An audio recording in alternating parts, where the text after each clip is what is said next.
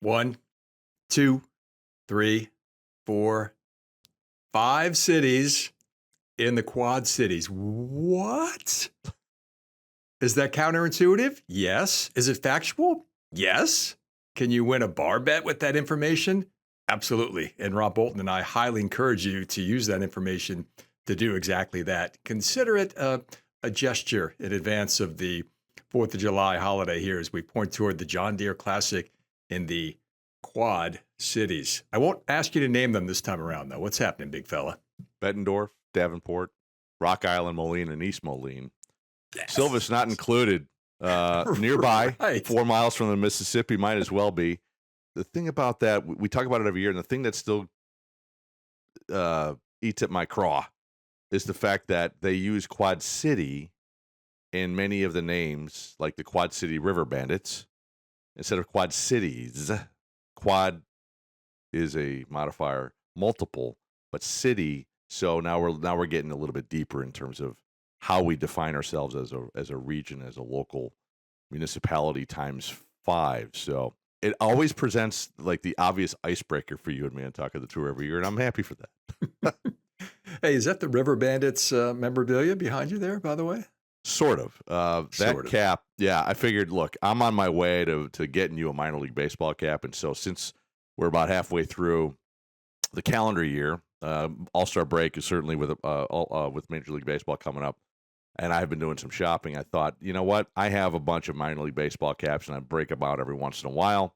This week's is the Quad City River Bandits not alter ego. They actually have a brand for that these days. But from 2004 to 2007, they were the swing of the Quad Cities. That is one of their caps. I absolutely love it. You see the saxophone with the baseball coming out of it, forms the shape of an S for swing. They got tired of it after 4 years, went back to the River Bandits.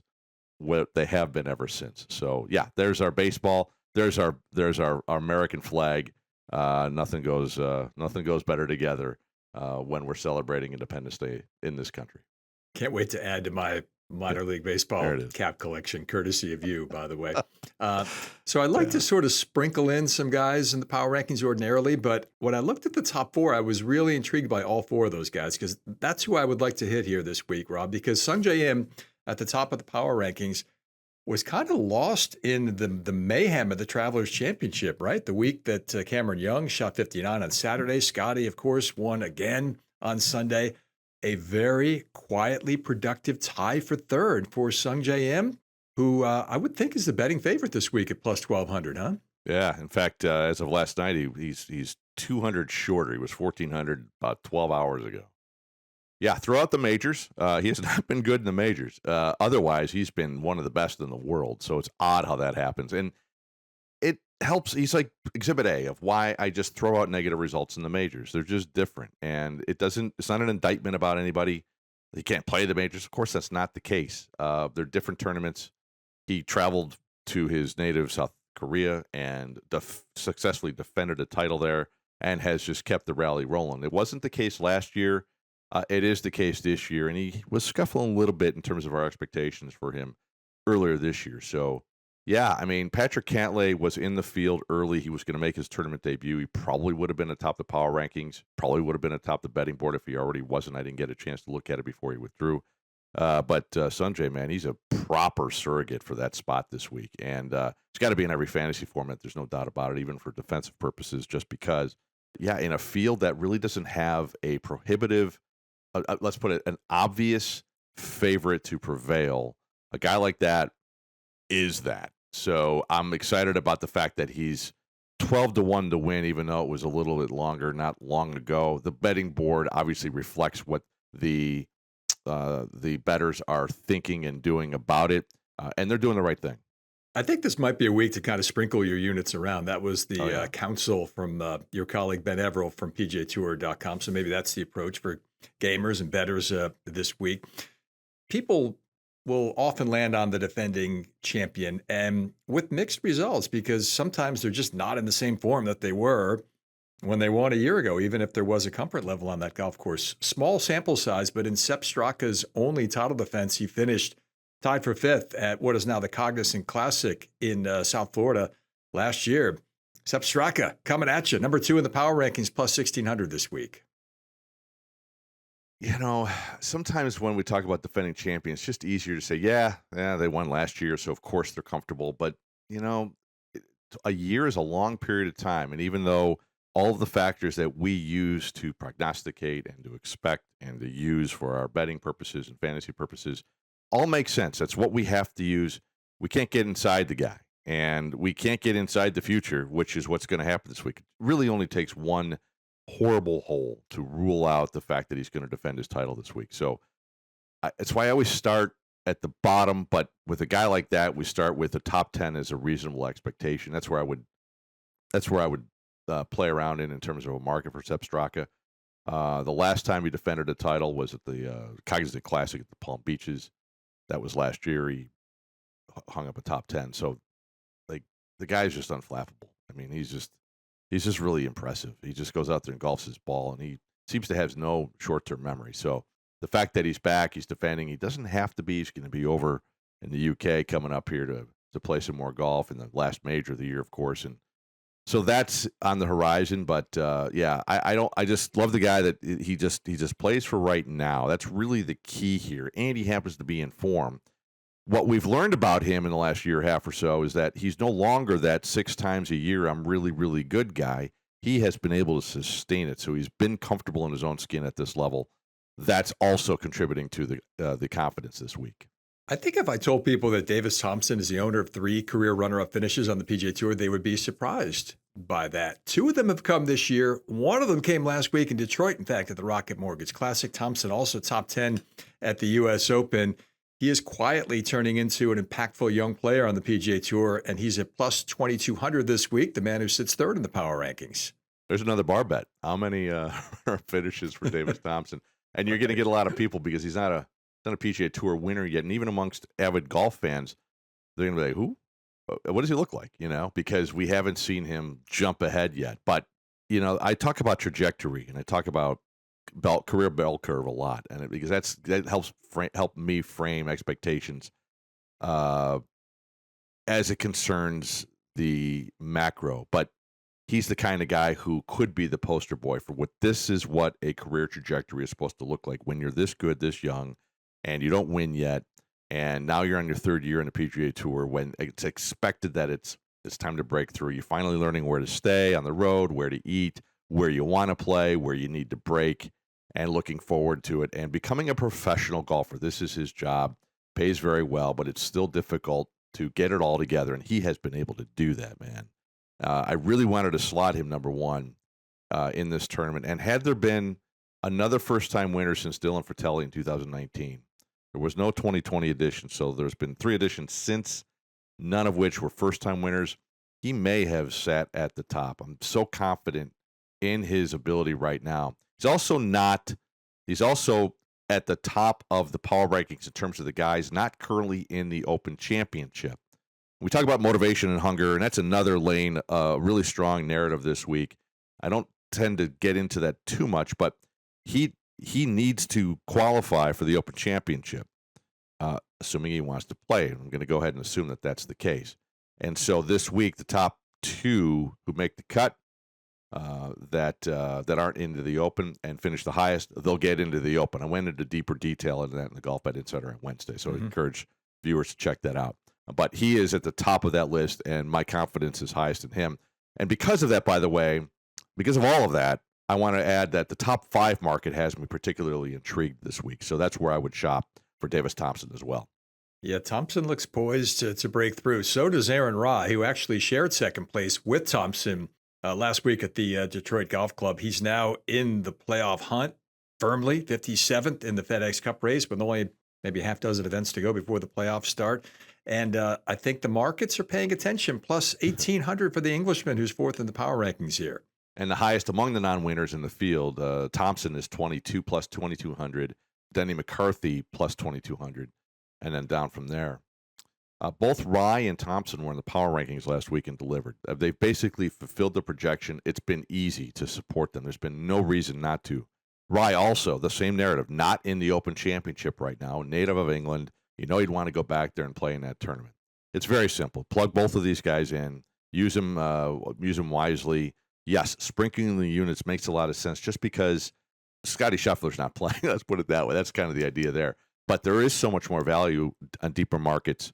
In other markets, deeper into the field, there's a top 40 market at BetMGM this week. So I'm completely in agreement with Ben there. However, when it comes to Ryan Thompson, I might go a little heavier in units for both of those guys, explore multiple markets. They are delivering exactly as expected right now. There's also a top 5 market, and it will offer some value this week. What you're looking for in that prop, first and foremost, is somebody to make the cut. Guess what? Mark Hubbard is 19 for 19 in making cuts this week. He's at plus 850. I don't think he's quite at the form where he was earlier in the year, Rob, where he ran 4th at Pebble, but 67.4 scoring average his last 9 trips around TPC Deere Run. I do like that. Need a guy who's going to present some punch, firepower. We know Hubbard is all about that. He's made for it. And yeah, you echoed what I wrote in the fact that we need a guy who makes the cut to pay off the top 5. Of course, you need a guy that makes the cut to pay off all of the finishes inside the top, whatever you're going to be searching for. But Hubbard he's a scorer. He has the profile to play well on this course. He came within 1 shot of a top 5 last year in this tournament. And he's actually playing a little bit better this year. In fact, I think to a man, they've been able to sustain the form over a period of time. So, yeah, again, I mean, top 5 market for guys in the power rankings. Sam Stevens, I'm just going to throw him in there, number 5 in the power rankings. Those 3 together are the guys in the focus of the Golfbet Insider this week. But Hubbard is 8.5 to 1 for a top 5 this week. Top 5s, man, I'm 4 of them. 4 of them this year, almost 5 with S.H. Kim, who was an outright. I wrote about the top 5. I'm still a little regretful about that. That's okay. I'll move on probably. Mark Hubbard's the guy this week. It's a tepid endorsement just because the power rankings is loaded with guys who's supposed to have that finish. The field is what it is. The construct makes it more difficult to find that top 5. But Hubbard's not in the power rankings. He's my top 5. I'm here to proclaim that I am a big Neil Shipley fan. He's a delightful young guy. I had him on the podcast last week. Everyone knows him as the low amateur at both the Masters and the U.S. Open. A very select group of guys, including Tiger and Jack, have done that. He also made his PGA Tour debut as a professional last week, finished 20th. And if you haven't seen him throw out the first pitch, Rob, at the Tigers game last Monday, I mean, I've seen guys spike that first pitch. I've seen him float it. My man fired some high stinking cheese. It was pretty special. Just another reason to root for this guy. And there's a top 10 prop available on Shipley this week at plus 500, coming off a top 20 last week. Yeah, I saw the pitch, and having lived in Michigan for 6.5 years, my first thought was, do they know that he's an Ohio State guy? Like, wait a minute. Right. And he was so comfortable. It really showed us so many of these people just don't seem, like they're made for the lights. This guy is. He seems to have just the right foundation in his life. He's a Pittsburgh dude, like Midwestern in a sense. He's got that grit. And he wasn't happy with the T20 last week. It was evident at the very end. And right now it's cute because he hasn't done anything to hurt us. And he was plus 500 for a top 20 last week. He's now plus 500 for top 10 this week. But I'm leaning into that. I'm waiting for, this is the thing with social media, especially when he does something that's going to irritate us. Cameron Young did it last week. Cameron Young's never done anything to us. He's a little frustrating to watch. He's not in the field this week. It's frustrating to watch, but he's so good and he pays us off. He can be lucrative, and he has been lucrative. Neil Shipley right now has been really lucrative and hasn't done anything wrong. So that's the narrative I'm thinking about with that guy as he tries to break through, get his PGA Tour card, currently non-member, but man, everything is just in the right place for the guy. His trajectory is really strong, but mostly just the fact that he kind of came out of nowhere in a short period of time, but it hasn't slowed him down. He hasn't been a flash in the pan. Really impressive, really exciting, and a guy, I mean, look, he's not an amateur anymore. Nick Dunlap broke through as an amateur in the American Express, but Shipley had me thinking top 5 this week. That's how strong I'm feeling about the guy. Let's sneak in one more here and sprinkle in a little regional flavor with the pride of Chicagoland and the University of Illinois, Nick Hardy. He's only had one top 20 in the last 12 months. However, as you've often touted, that's why you're getting solid value at plus 450 from Hardy, who finished 21st at Deere Run last year. Yeah, look, it's always easy to grab the guy who finished top 20 last week and endorse him for a top 20. That's not really the job. I mean, the part of it is, hey, by the way, in case you missed it, is part of the job. But the chip on the shoulder is really the theme for him, for me this week, because he didn't get into the BMW Championship last year, south of the city at Olympia Fields. So he would have had family and friends. No doubt he'll have much more support this week than he has in any tournament since the last time he played the John Deere. So he's a seasoned veteran already in this tournament, even though he's relatively new to the PGA Tour. So this is about the fit in terms of the comfort level and getting back on the board with the friends and family that wanted to see him play, and certainly no more than he did at the BMW Championship last year for the local flavor. There's always somebody from the Midwest who comes out and breaks through in this tournament in one way, shape, or form. Zach Johnson and Steve Stricker held the top spot in that way for many, many years. Mark Wilson used to be on that short list. I mean, these are guys that people locally know. D.A. Point's another one. I mean, these are the guys that we think about locally who always rise up in a tournament like this.